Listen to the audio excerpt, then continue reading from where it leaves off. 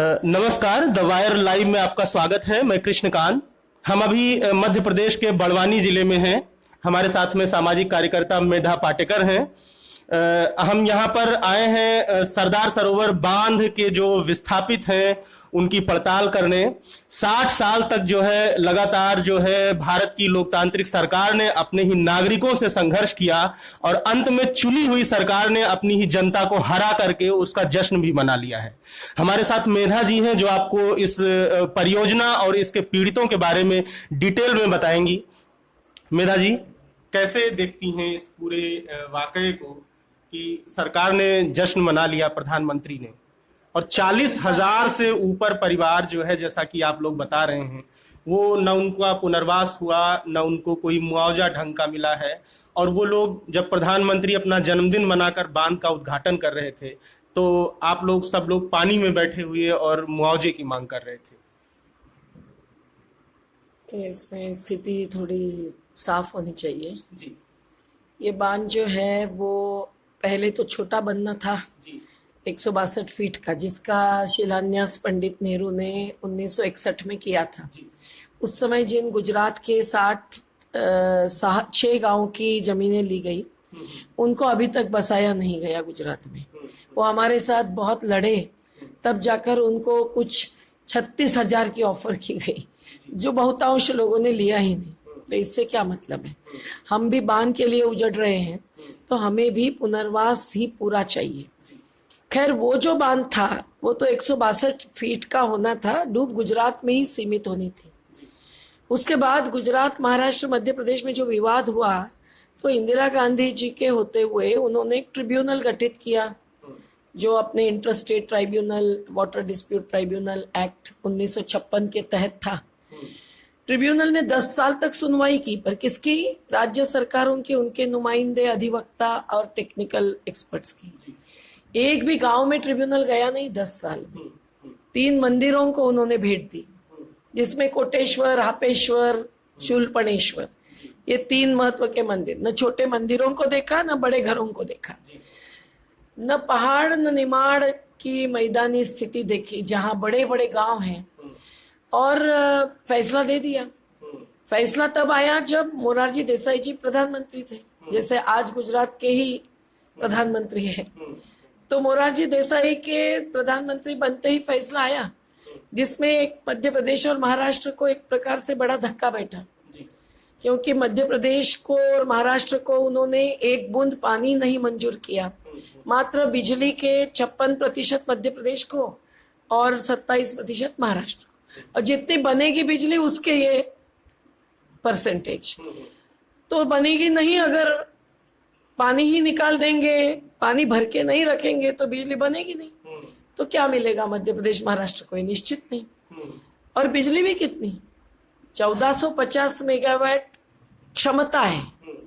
शुरुआत होगी firm power की 415 मेगावाट की। और खुद परियोजना ही डिटेल्स में ये बताते हैं कि जैसे जैसे सिंचाई गुजरात में लेते जाएंगे पानी, तो पानी भर के नहीं रहेगा, तो 110 मीटर के ऊपर ही टरबाइन्स और ये कैनॉल्स हैं, तो कैनॉल में पानी जाएगा। पर वो जो पानी जाएगा कैनॉल में, उसमें कुछ बिजली बनेगी जो कैनॉल हेड पावर हाउस में है, और बाकी जो है वो नदी में है, जो रिवर बेड पावर हाउस है। तो 1200 और 250 ऐसा इसका बंटवारा है, 1200 रिवर बेड में और 250। तो ये सब गणित कैसे बैठेगा और अल्टीमेटली कितनी बिजली मिलेगी? बीच में ये बताऊं कि महाराष्ट्र ने अभी अभी 1800 करोड़ की भरपाई मांगी है गुजरात से, क्योंकि बिजली मिली नहीं, ये उनका दावा है। पर वो चुपचाप बैठे हैं क्योंकि एक ही पार्टी की सरकार अब सब जगह हो गई। तो सवाल पूछने वाले विपक्ष ने भी कड़ी भूमिका नहीं लेते हैं, कोई नहीं है हमारे सिवाय। तो ये जो निर्णय आया ट्रिब्यूनल का, उसके तहत 455 फीट का दाम मंजूर हुआ, और वो आज का सरदार सरोवर है 138.68 मीटर का। इस बांध की डूब जो है वो अधिकांश मध्य है 214 किलोमीटर तक, 40,000 हेक्टेयर डूब क्षेत्र है। तो इसमें भरी पूरी खेती है, हरी भरे गांव हैं निमाड़ के, फिर पहाड़ के गांव आदिवासियों के, जिनके जंगल हैं, रहे हैं, और नदी में मछली जंगल उपज, इस सब पर उनकी जीविका रही है। और एक एक गांव के हजार हजार हेक्टेयर तक के भी क्षेत्र हैं। देवेदानी तो अलग सी है ही उनकी, जो पहाड़ों में। अब क्या हुआ कि जब इसके बारे में हमने सवाल पूछने चालू किए तो सामाजिक पर्यावरणीय के साथ साथ हमने सभी सवाल पूछे। पानी कहाँ जाने वाला है, गुजरात में भी बंटवारा कैसे है, सब कुछ देखकर, जिसका डिटेल्स में बाद में दे सकती हूँ आपको। ये था कि उनका दावा था कि कच्छ सौराष्ट्र सूखाग्रस्त क्षेत्र को दिया जाएगा। हमको चित्र अलग ही दिखाई दे रहा था। तो ये सब देखकर हमने फिर चर्चा शुरू की, पर्यावरण मंत्रालय से की। उस समय जो सोशल वेलफेयर मिनिस्ट्री थी उनके पास पुनर्वास का दायरा था। फिर वो सामाजिक न्याय मंत्रालय बन गया, उनके साथ चर्चा की। बहुत सालों तक हम चर्चा तो कभी भी नकारी नहीं आज तक, लेकिन जो शुरुआत के 3 साल चर्चा हुई 85 से 88 और हमारी पूरी जानकारी एकत्रित हुई, तो हमें चित्र दिखाई दिया कि इनको कोई क्षमता नहीं है पुनर्वास की, न प्लान है न तैयारी है। कहाँ जमीन की पात्रता के लोग हैं, क्योंकि ट्रिब्यूनल फैसला में पुनर्वास का भी प्रावधान सब दिए हुए हैं और ट्रिब्यूनल फैसले में ये भी लिखा है कि संपूर्ण पुनर्वास के बिना डुबाया नहीं जा सकता। तो वो जो हमने सवाल पूछे सरकारों को, उससे हमको मालूम पड़ा 6-6 घंटे तीनों राज्य और केंद्र इन सबके अधिकारियों के साथ बांध स्थल के पास की केवड़िया कॉलोनी में चर्चा हुई और हम निष्कर्ष पे आए कि नहीं, ये बांध आज की स्थिति में बन नहीं सकता है। तो हमने 18 अगस्त 1988 को विरोध किया और एक साथ तीनों राज्यों में लोगों ने रैलियां निकालकर, उसके बाद फिर बहुत बहस भी चली, संघर्ष भी चला। 36 दिन 26 दिन रास्ते पर रहे, 5-5 हजार लोग चल के गए कई किलोमीटर, उपवास कई हुए, पर हर एक से ये दिखाई दिया कि संघर्ष के बाद सरकार कुछ आगे बढ़ रही है, लेकिन तब तक भी कोई योजना नहीं। जबकि ट्रिब्यूनल ने कहा था कि 3 साल में पूरी योजना बननी चाहिए, कौन सा गांव कहाँ बसेगा।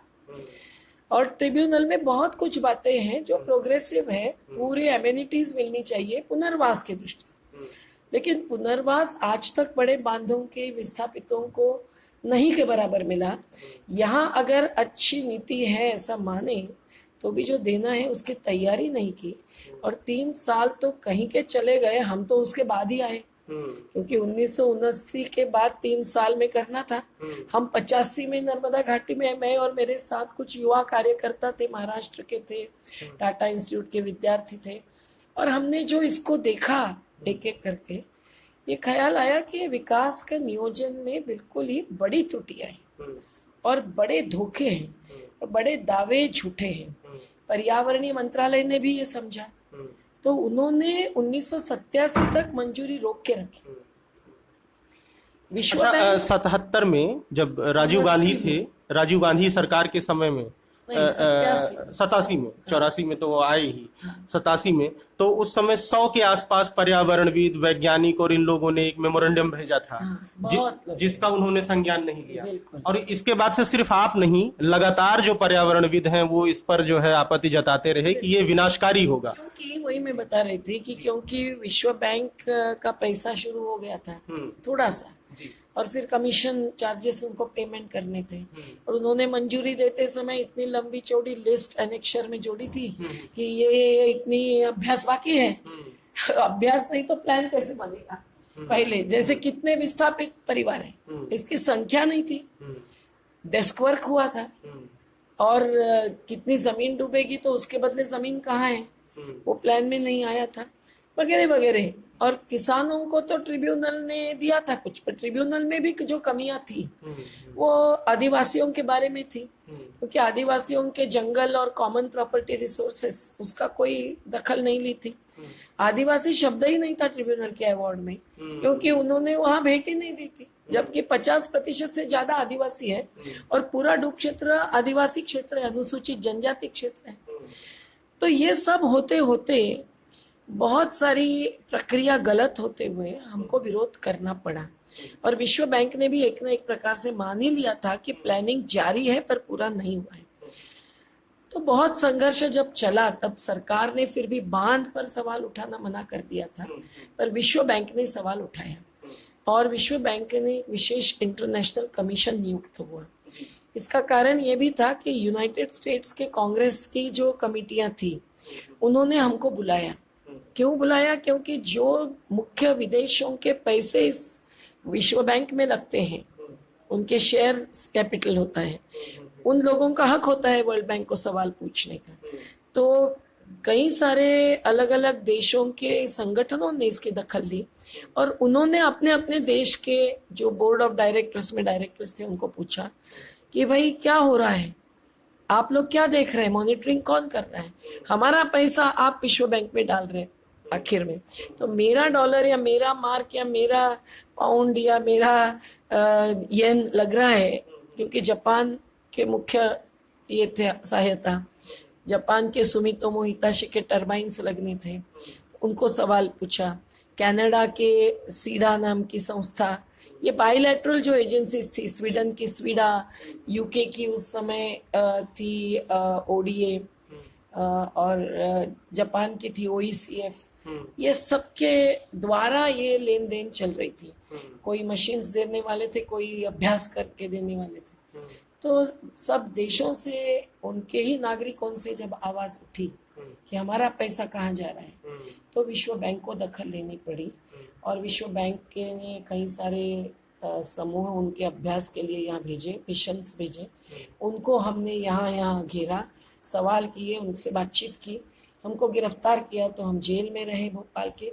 ये सब प्रक्रिया होते होते होते आखिर विश्व बैंक ने एक इंडिपेंडेंट रिव्यू कमीशन अपॉइंट किया, मोर्स कमेटी। इसमें यूएनडीपी के वाइस प्रेसिडेंट, फिर एक इकोलॉजिस्ट, बहुत ही उच्च दर्जे के एक एंथ्रोपोलॉजिस्ट और एक कनाडा के भूतपूर्व जज, ये सब ने मिलकर मोर्स कमेटी का जो रिपोर्ट दिया वो आज क्लासिकल डॉक्यूमेंट माना जाता है और पूरे दुनिया में इस पर चर्चा होती है, कहीं कहीं अभ्यास में लेते हैं।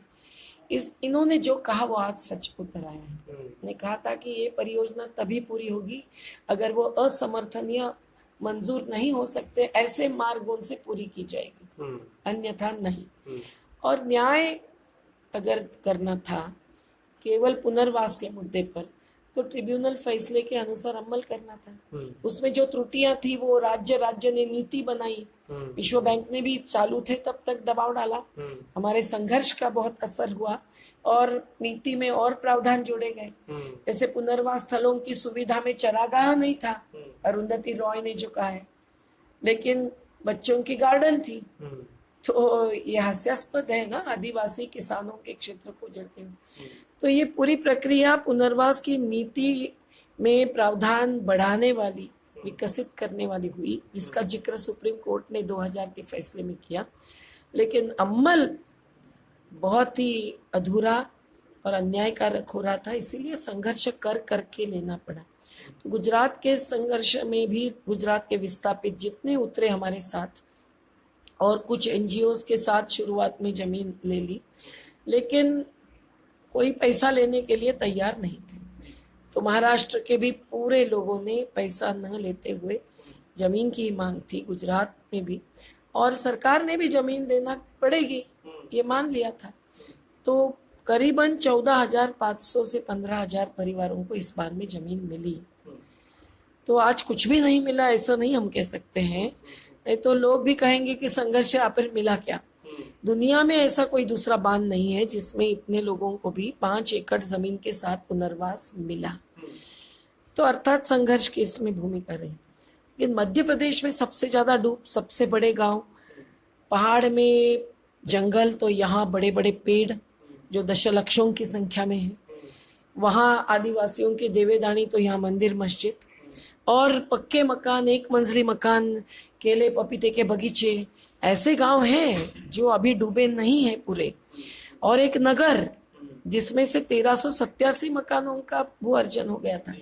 ये पूरी हकीकत ये बताती है कि बाकी बड़े बांधों में, नर्मदा घाटी के भी बड़े बांधों में, बरगी से शुरुआत करके महेश्वर तक, इंदिरा सागर, ओंकारेश्वर, यहाँ भी लोगों ने संघर्ष किया, कुछ समय पर किया, कुछ देर से किया, लेकिन सरकार ने नहीं दिया, नहीं बख्शा जमीन के साथ पुनर्वास।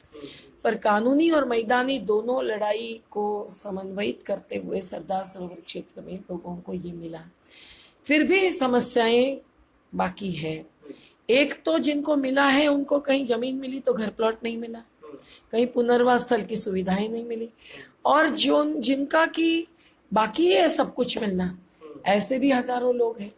पर घर का मुआवजा बहुत लोगों को दिया, जिन लोगों ने कट्टरता से नहीं लिया, ये कहते हुए कि पुनर्वास स्थल तैयार नहीं है, हमारे मकान का आप भू अर्जित करोगे, आपके नाम पर लग जाएगा, हम कहाँ जाएंगे, क्या भरोसा कि आप पुनर्वास स्थल में घर प्लॉट और सब देंगे। और बिल्कुल वही स्थिति निकली।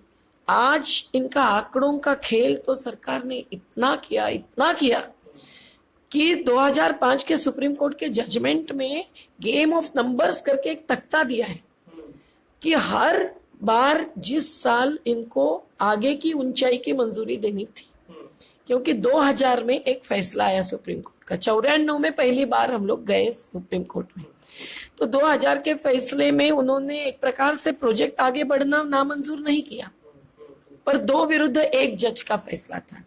एक जज जस्टिस भरूचा जो 6 साल सुनते रहे, उन्होंने कहा कि नहीं, पूरे इंटरडिसिप्लिनरी पैनल बनना चाहिए, पूरे अभ्यास पूर्ण होने चाहिए, तभी इस प्रोजेक्ट को आगे जाना नहीं जाना तय हो सकता है। पर 2 जजेस ऐसे थे कि जो एकदम सरकार के ही विकास की अवधारणा लेकर आए थे, और उसमें से एक जस्टिस किरपाल थे जो गुजरात के ही भूतपूर्व चीफ जस्टिस रहे थे, और वो कोका कोला जैसे कंपनी से संबंधित थे। तो ये सब मामला अंदर का तो है ही, अब खुला करना ही पड़ेगा। लेकिन जो 2000 के फैसला आया उसमें फिर भी 6 साल बहस की थी शांति भूषण जी ने, प्रशांत भूषण जी ने। तो ये तो बात आई ही कि बिना पुनर्वास आगे नहीं जा सकता। तो बांध जो 80 मीटर पर पहले 4 साल रोका था सुनवाई होते हुए, उसको 90 मीटर तक जाने की मंजूरी दी, पर 90 के आगे जाना है तो पुनर्वास पूरा करके दिखाना है, पर्यावरण की शर्तें पूरी करनी है जो 87 के पर्यावरण की मंजूरी में लगी थी। अब वो भी इतनी महत्व की थी कि भूकंप का अभ्यास, बांध के नीचे वास को जब बांध बनता है ऊपर पानी रुकता है तो पानी नहीं मिलता, सूखा मिलता, उसका अभ्यास, और कितना पानी छोड़ना वो तय करना। फिर कैचमेंट एरिया ट्रीटमेंट, जलग्रहण क्षेत्र से जो गाद से बांध भरते हैं और जहां का आयुष्य 50 साल पर आता है, ऐसे कितने बांध है देश में ही, नागार्जुन सागर है, श्रीशैलम है, उकाई है गुजरात का ही, कि आयुष्य ही कम हो गया, लाभ कम हो गए, तो आहुति किस लिए फिर इतनी बड़ी। तो ये सब बातें उसमें आई थी, और टीएन सेशन थे तो कड़क थे, तो हमारी बात भी सुनते थे, पूरा अभ्यास करते थे।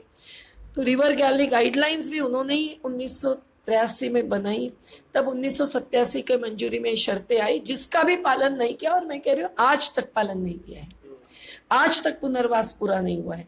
मुआवजा दे दिया और 15,946 लोगों को बाद में बताया कि आप तो डूब में है नहीं, जबकि डूब द्वार में आ चुकी है 2013 में। जब तक बांध टुकड़े टुकड़े में आगे बनता गया, टुकड़े टुकड़े में रुकता गया, हमारे उपवास भी हुए, सत्याग्रह भी हुए, पानी में खड़े रहे लोग, हर बार गिरफ्तार हुए महाराष्ट्र से, लेकिन पहाड़ पट्टी का ये संघर्ष ही ये जमीन के साथ पुनर्वास लाया है। आज भी महाराष्ट्र में जारी है जमीन देना, कुछ 100 लोग बाकी है। गुजरात में जमीनें दी, वो वापस लेने की तैयारी की उन्होंने 1000 परिवारों की 15 साल के बाद, तो उसका संघर्ष जारी है। कईयों को जमीन मिलना बाकी है वहां भी। और मैदानी क्षेत्र में जब डूब आने लगी 2000 से खास करके, तब निमाड़ का तो क्षेत्र पहाड़ में भी संघर्ष के लिए आता था, पर यहाँ का संघर्ष और जोरदार आगे बढ़ा। तो आज की स्थिति ऐसी है कि 122 मीटर पर जब बांध चढ़ा, जो निर्णय पिछले सरकार का था, तब भी हमने उपवास किया, और 2006 का वो 21 दिन का उपवास, जिसके विरोध में मोदी जी ने 51 घंटे का उपवास किया था गांधीनगर, और 51 घंटे में 5 स्टार उपवास में कुछ पत्रकार पीटे भी गए थे जो सही न्यूज देते थे। आपका भी पीटा जाना संभव है।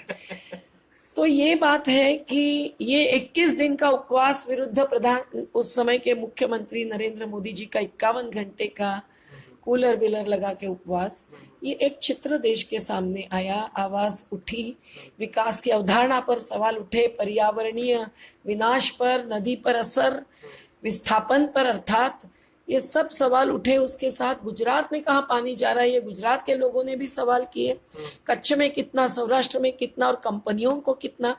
तो जो जो मुद्दे हमने उठाए थे उसके जवाब धरातल पर मिल रहे थे और कोर्ट को भी कुछ न कुछ भूमिका लेनी पड़ी थी। तो बांध रुका रहा। 2006 के पहले 4 साल रुका था सुप्रीम कोर्ट ने। हमने कभी जाकर ऐसे हाथों से बांध रोका नहीं था, ये कानूनन रोका गया था। और कानून ही नहीं, न्याय और संविधान के अमल में जो कमियां थी उससे लाखों लोगों का जीने का अधिकार और उनके जीविका के साधन छीने जाएंगे, खत्म किए जाएंगे, इस आधार पर रुका था। तो आज भी 40,000 तक परिवार मध्य प्रदेश में ही डूब क्षेत्र में हैं। सैकड़ों महाराष्ट्र में, सैकड़ों गुजरात में ऐसे हैं कि जिनका पुनर्वास बाकी है। कहीं टापू बनने वाले थे, उनको छोड़ दिया गुजरात ने, महाराष्ट्र ने दे दिया। मछुआरे, कुम्हार, दलित, आदिवासी, दुकानदार, केवट, नावड़ी वाले, ऐसे जो अलग अलग समूह मध्य प्रदेश के गांवों में हैं, उनको भूमिहीन कहा जाता है।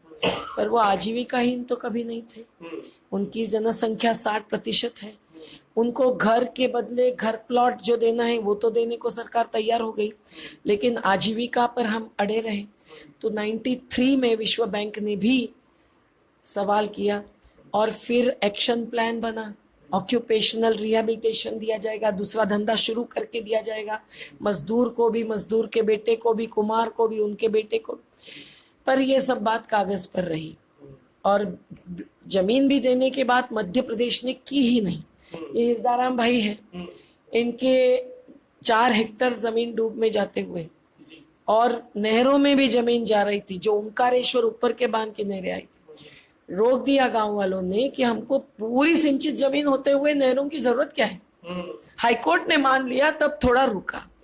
लेकिन इनकी जो जमीन जा रही है उसके बदले इनको 4 हेक्टेयर का अधिकार है, बाकी लोगों को कम से कम 5 एकड़ 2 हेक्टेयर का अधिकार है। उनके परिवार के अन्य लोगों को अलग अलग अधिकार है, पर इनको दे ही नहीं रहते और इन्होंने पैसे को छुआ नहीं। ऐसे कई लोग हैं जिन्होंने पैसे को छुआ नहीं मध्य प्रदेश में, लेकिन मध्य प्रदेश ने भ्रमित करना, पैसा ही ले लो, नगद राशि ले लो, ये चालू रखा। तो उसका नतीजा क्या हुआ? बहुत बड़ा भ्रष्टाचार। उसकी बात मैं अलग से आपसे करूंगी। इतना ही कहूँ कि उसके बाद फिर हमने निकाला, हमारे किसानों को पुरस्कार मिला राष्ट्रपति का, सूचना के अधिकार का उपयोग अच्छा किया, लेकिन इन्होंने उसकी जांच सही नहीं की। तो हमको कोर्ट में जाकर, कोर्ट से जस्टिस झा आयोग नियुक्त करके 7 साल तक जांच चली, जिसका कभी जिक्र शिवराज सिंह जी या मोदी जी भी नहीं करते। इतनी भ्रष्टाचार की बात मोदी जी उठाते हैं जो विपक्ष के खिलाफ उठाते हैं। प्रत्यक्ष में वहां 1600 फर्जी रजिस्ट्री वाला निकाली हैं, दलालों के, अधिकारियों के नाम दोषियों में आए हैं। झा कमीशन ने 5 मुद्दों की जांच की।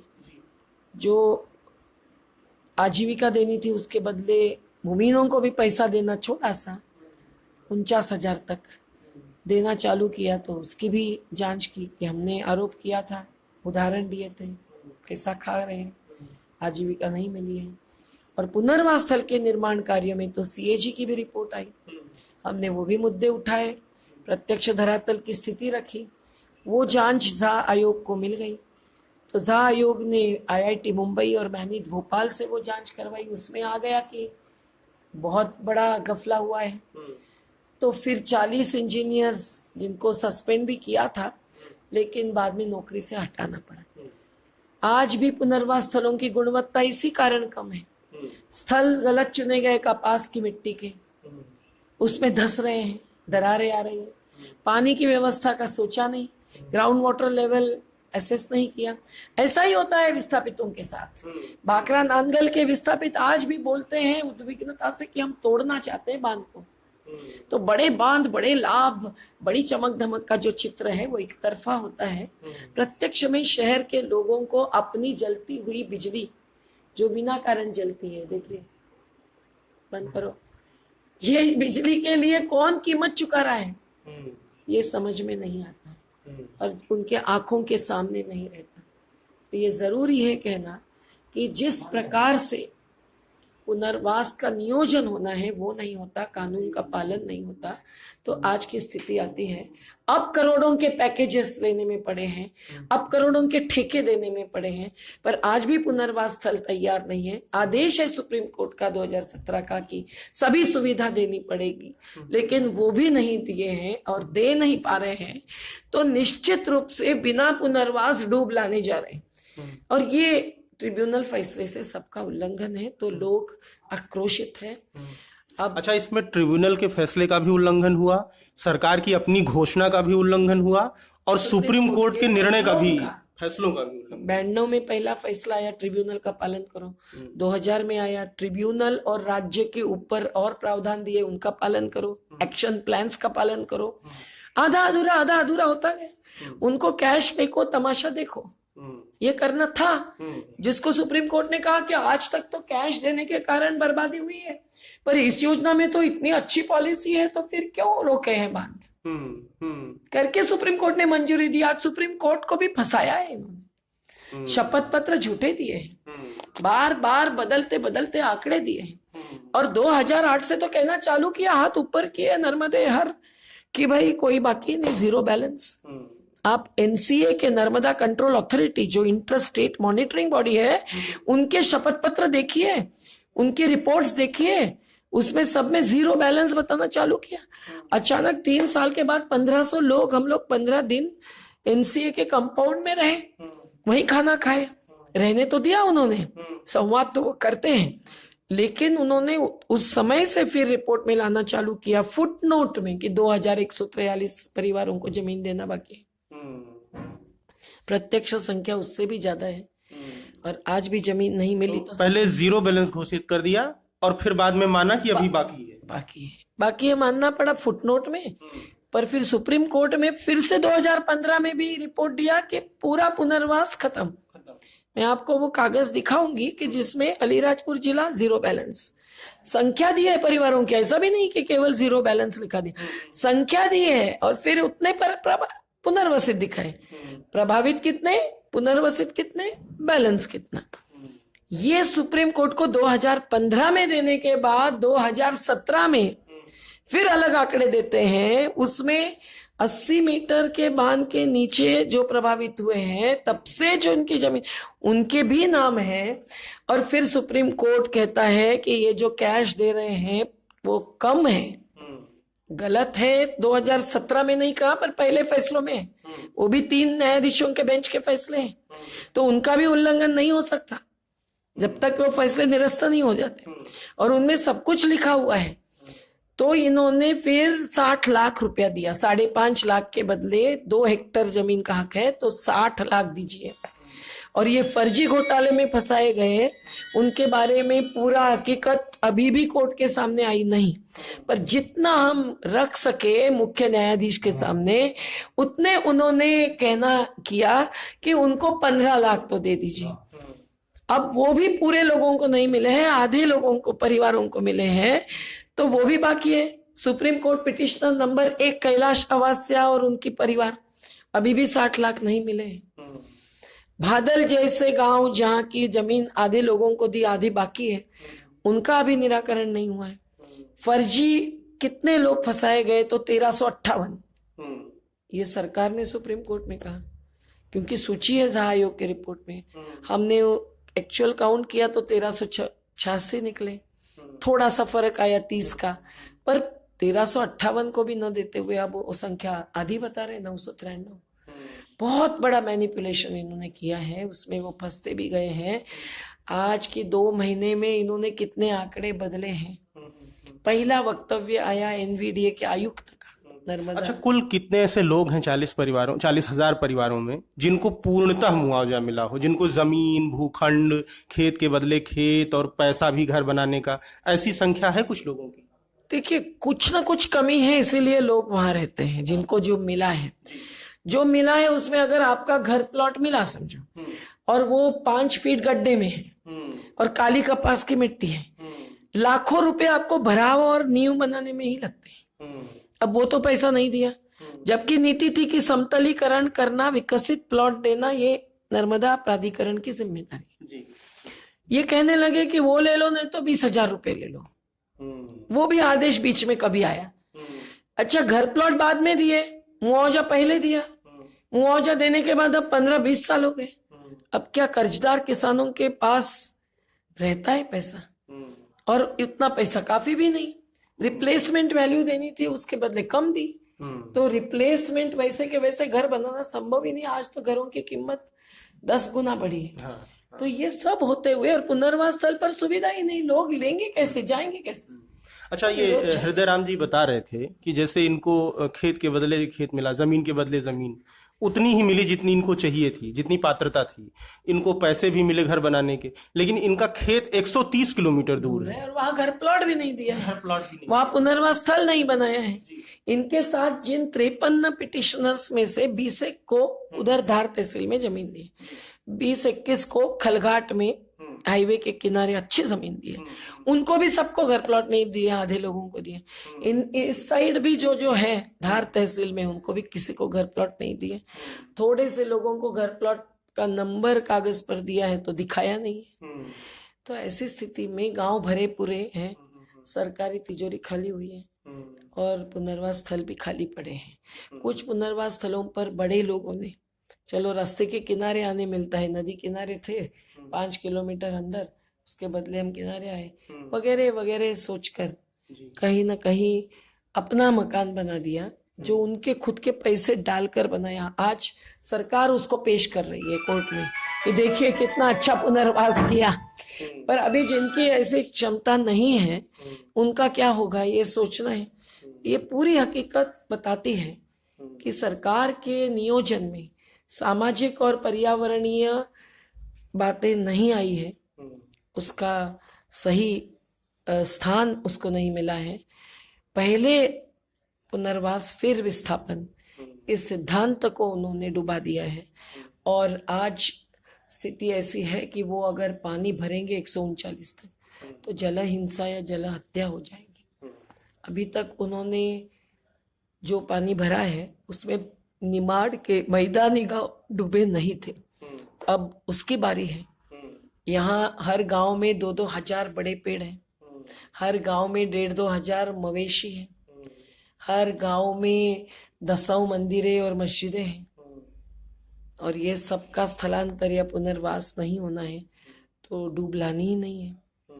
पर उल्लंघन कर रहे हैं सरकारें। तो ये सब किए बिना, प्रॉपर पर्याप्त पुनर्वास किए बिना पानी छोड़ा जाने लगा है। अच्छा, जब यहाँ पर आप लोग अभी जल सत्याग्रह कर रहे थे, 3 दिन का किया, तो उधर प्रधानमंत्री ने अपने जन्मदिन पर उद्घाटन भी कर दिया और उसका जश्न भी मनाया गया। आप लोगों की भी बात किसी ने सुनी? कोई प्रतिनिधिमंडल आया, किसी ने वार्ता की, किसी ने कोई वादा किया, ऐसा कुछ? बिल्कुल ही बहुत सारे जश्न मौत को हम लोकार्पण के कार्यक्रम को बोलते हैं, उनका जन्मदिन है वो तो बात अलग है। लोकार्पण में उन्होंने जो कहा है उसमें विजय रूपाणी जी गुजरात के मुख्यमंत्री के बयान से शुरुआत करके देखे तो बहुत सारी गलतियां हैं। मुख्यमंत्री और उस राज्य के, जिस राज्य को इस बांध को चलाना है, महाराष्ट्र मध्य प्रदेश कहाँ तक आएंगे उसमें, और मॉनिटरिंग करना है। उस मुख्यमंत्री ने जलाशय की क्षमता के जो आंकड़े हैं वो 4.7 मिलियन एकड़ फीट है, लेकिन उसको अलग प्रकार से बताया है MCM यूनिट लगाकर, मतलब मिलियन क्यूबिक मीटर। ये एकड़ फीट का और क्यूबिक मीटर का। तो वहां से लेकर उनकी गलती यहाँ तक है कि महाराष्ट्र को उन्होंने कहा 56% बिजली मिलेगी और मध्य प्रदेश को 27, बराबर उल्टा है। उन्होंने कहा ये 56 साल पुराना बांध है, बांध तो 1979 में मंजूर मिली, वो ये बांध है। 1961 वाला बांध तो अलग था, वो तो छोटा बांध था, और 1987 में इसको पर्यावरणीय मंजूरी मिली है, और बीच बीच में कोर्ट ने रोक के रखा है। तो अब ये कह रहे हैं 56 साल पुराना है। और अगर 56 साल पहले जिन लोगों के जमीनें ले ली उनका पुनर्वास अभी भी नहीं हुआ है। ये चित्र बांध के आजू बाजू के ही है और वो 6 गांव के लोग भी कड़ी लड़ाई भी लड़ रहे हैं। तो ये सब जो चित्र है वो कहीं प्रतिबिंबित नहीं हुआ। उन्होंने आदिवासियों को धन्यवाद देते हुए कहा कि आपने त्याग किया है, पर उस त्याग के प्रति उनकी संवेदना नहीं, उनके आंकड़ों में कोई वेदना नहीं। शुक्रिया मेधा जी। तो हम लोग दिन में चलेंगे, गांव में लोगों से बात करेंगे। और बातें और हमारे साथ हृदय राम जी हैं। हृदय राम जी कुछ बहुत दिलचस्प बातें बता रहे थे सरकार की करतूतों के बारे में। जी बताइए, क्या कहना चाहते हैं आप? इन लोगों ने जब ये वहाँ आदेश दे दिया जीरो बैलेंस है ना, उसके पहले गांव में आकर गांव को इकट्ठा करके ग्राम सभा लेना था और सबको पूछना था कि भाई सबका पुनर्बसात हो गया है क्या यहाँ। तो इन्होंने वहाँ सूचना देना थे कोर्ट को कि भाई हमने अब कोई नहीं, जीरो बैलेंस है। अब यहाँ गाँव का इकट्ठा भी नहीं किया, किसी को गाँव में पूछा नहीं, और इन्होंने वहाँ जाके कह दिया कि जीरो बैलेंस है। अब जीरो बैलेंस में यहाँ तो बहुत लोग रह गए बाकी है, अब उनका क्या होएगा? अब वो तो सरकार ने सोचा नहीं ना, और वो डैम पूरा हो घर जश्न मनाने को चले गए, खुशी मनाने को। तो अब क्या होएगा? ये पानी भरेगा तो बाकी लोग रहेलों का क्या होएगा? वो तो उसका तो कोई सोच विचार है नहीं सरकार को। अब किसी को कहीं दे दिया, किसी को जमीन दे दी, मकान नहीं दिया, मकान दिया तो जमीन नहीं दी, पैसे दे दिए तो वो नहीं दिया। तो सब टोटल इन्होंने ग्राम सभा लेके कायदे के मान से पूछना था, तो वो तो अभी कहीं हुआ नहीं। कैसे मान ले कि डैम का काम पूरा हो गया? मान सकते हैं? अच्छा, आपका घर डूब क्षेत्र में आता है? हाँ, डूब क्षेत्र। कौन सा गांव है? खापरखेड़ा। खापरखेड़ा। हाँ। पूरा गांव डूब में आ रहा है? पूरा गांव डूब में। मुआवजे की क्या स्थिति है? मुआवजा मिला आप लोगों को? नहीं, मुआवजा अभी मेरे को तो नहीं दिया। मकान का मुआवजा डालेला है उन्होंने मेरे खाते में। बाकी मेरी जमीन जा रही है 4 हेक्टेयर 237 आ रहे। जमीन के बदले जमीन दी, जमीन दे दी, भूखंड नहीं दिया। और वो जमीन का भी उसमें लेख में लिखे थे कि अच्छी जमीन, खेती लायक जमीन और सिंचित करके दी जाए। वो सिंचित भी नहीं किया अभी तक, वो ने भूखंड दिया है। और वो अभी वो 2 साल बाद अब पावती बनाई है, हाल तक बहुत काम बाकी है उसका। ऑनलाइन में डालना है, उसको नकल निकालना है, ट्रेस नक्शे की कॉपी देना बाकी है, भूखंड देना बाकी है। तो ये कितने साल में होएगा? हमारी जमीन जब कम करी ने 24 घंटे में कम कर दी, तो हमको क्या 24 साल लग जाएंगे? कब होएगा ये काम हमारा? और डैम का काम पूरा हो गया, पानी भर दिया, अब हम जाएंगे कहाँ? भूखंड दिया नहीं, बाल बच्चों को सामान को कहाँ डालेंगे?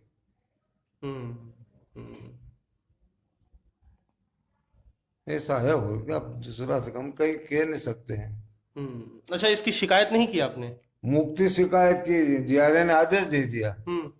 वो कहे कि जीआरए के वहां से लाओ ऑर्डर, तो 4 आदेश 4 बार ले आया। तो बोल रहे कि देखेंगे, सोचेंगे, देखेंगे, सोचेंगे करते। ऑर्डर है मेरे पास।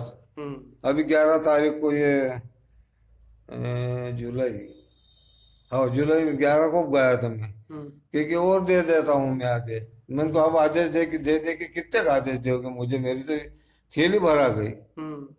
फिर अभी 24 अगस्त 9वां महीना की, अभी 24 लगी तारीख। अब क्या होता है मालूम होगा। तो 4 आदेश दिया, 4 आप लेके आए। हाँ? कुछ नहीं हुआ, 5वां आप लाए ही नहीं। हाँ। और जो आपको अब वो कहे कि हम एडवीडी को भी यहीं बुलाएंगे। तब जाती एनवीडी नहीं जाती, ये नहीं पता अपन को। अब क्या होगा? तो घर आपका डूब में गया। हाँ? और खेत जो आपको मिला है वो काफी दूर है। हाँ, वो काफी 130 किलोमीटर 130 किलोमीटर दूर। तो अब ना इधर घर के रहे आप, ना घाट के रहे, न रहने के लिए जगह नहीं है। जगह नहीं है। खेत जो है 130 खेती कमा के खाओ अभी के तो खेती खाएंगे कमा के, माल कहाँ पे डालेंगे? कैसे ले जाएंगे हम? जब यहाँ रोटी खाना पका के नहीं खा सकते, तो इसका हम ये रखवाली कैसे करेंगे खेत में आके? 130 किलोमीटर रोज तो कहीं हवाई जहाज एरोप्लेन तो हमारे पास नहीं है कि हम जाके आ जाए, आके चले जाए। रोज मजदूर भी कहाँ से ले जाएंगे रोज? तो ऐसे सरकार ना जाना क्या करती है, 24 तारीख को मालूम पड़ता है। तो ये है पुनर्वास की स्थिति। गांव में जो लोग खेती करते हैं वो दिन रात हमेशा अपने खेतों में रहते हैं। रात को रखवाली करने से लेकर सिंचाई करने तक का काम करते हैं।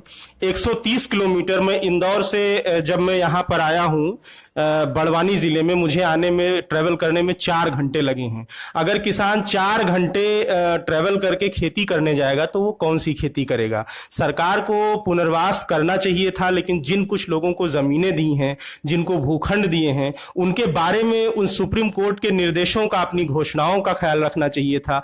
कुछ लोगों को, आधे से ज्यादा लोगों को मुआवजा नहीं मिला, जिनको मिला है उनको आधा अधूरा मिला है। लेकिन सरकार ने इन सब चीजों का ख्याल किए बगैर बांध का उद्घाटन कर दिया है और उसमें पानी छोड़ दिया गया है।